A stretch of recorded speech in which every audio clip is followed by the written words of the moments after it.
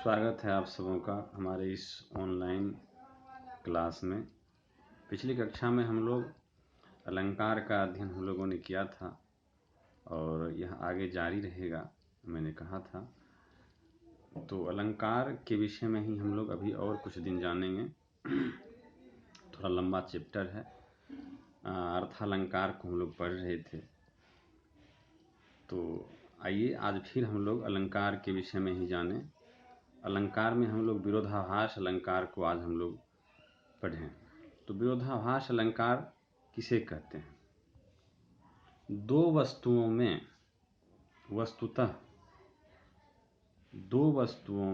वस्तुतः विरोध नहीं रहने पर विरोध की प्रतीति विरोधाभास अलंकार कहलाता है। जैसा कि नाम से ही स्पष्ट है कि विरोध का आभास, विरोध की एक झलक, विरोध नहीं रहने पर भी हमें विरोध की झलक मालूम पड़ती है और यह विरोध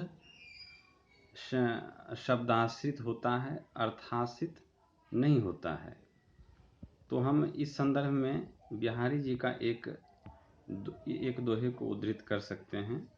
जैसे एक है, तंत्री नाद कवितरस सरस राग रतिरंग, अन बूरे बूरे तिरे जे बूरे सब अंग।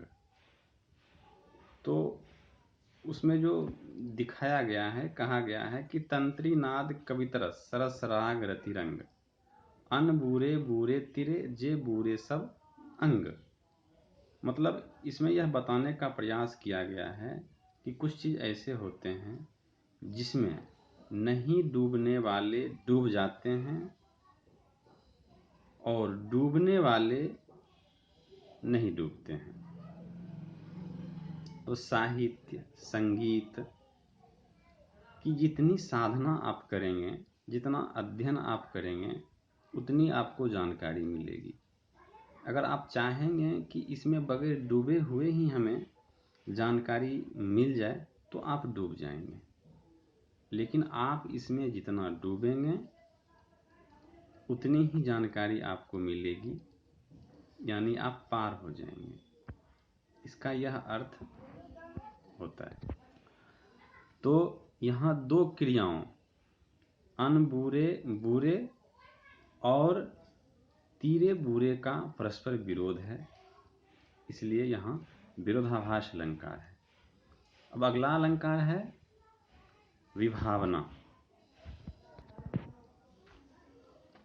विभावना मतलब विभावना अलंकार कहते किसे हैं? कारण के अभाव में कार्य का होना विभावना अलंकार कहलाता है। मतलब कारण के अभाव में कार्य की उत्पत्ति विभावना अलंकार होता है। मतलब विशिष्ट, भावना मतलब कल्पना, विशिष्ट भावना, विशिष्ट कल्पना विभावना अलंकार कहलाता है। अब कारण नहीं है और फिर भी कार्य हो जा रहा है, तो यह विशिष्टता ही है। तो सामान्य और प्रसिद्ध कल्पना तो यही है कि कारण के रहते हुए ही कार्य की उत्पत्ति होती है, परंतु जब कारण नहीं है और फिर कार्य हो जाता है, तो यह विशिष्ट कल्पना ही है और यह विशिष्ट कल्पना के माध्यम से ही संभव है। अब एक पंक्ति है, एक दोहा है, उसको देखिए। कर बिनु कर्म करे विधि नाना, कर बिनु कर्म करे विधि नाना। और उसमें है कि नहीं, इसको फिर से सुन लीजिए कि बिनु पग चले सुनय बिनु काना, कर बिनु कर्म करे विधि नाना। आनन रहित सकल रस भोगी, बिन बानी बख्ताबर जोगी। तो इसका अर्थ यह होता है कि बिनु पद चले सुनय बिनु काना। आपके पास में पैर नहीं है फिर भी आप चल रहे हैं, कार्य हो रहा है। कान नहीं है फिर भी आप सुन रहे हैं। हाथ नहीं है फिर भी आप पूरी दुनिया के रस का भोग कर रहे हैं। यहाँ कारण नहीं है फिर भी कार्य हो रहा है, कार्य संभव हो रहा है। और आपके पास में वाणी नहीं है, फिर भी आप बहुत बड़े वक्ता हैं। यह काम किससे संभव हो सकता है? यह ईश्वर से ही संभव हो सकता है।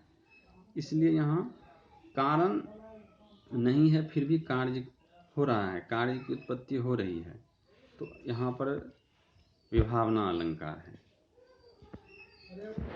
तो आज हम लोगों ने विभावना अलंकार और विरोधाभास अलंकार के विषय में जाना। अगली कक्षा में हम लोग ऑनलाइन क्लास में दूसरे अलंकार को पढ़ेंगे। बहुत बहुत धन्यवाद।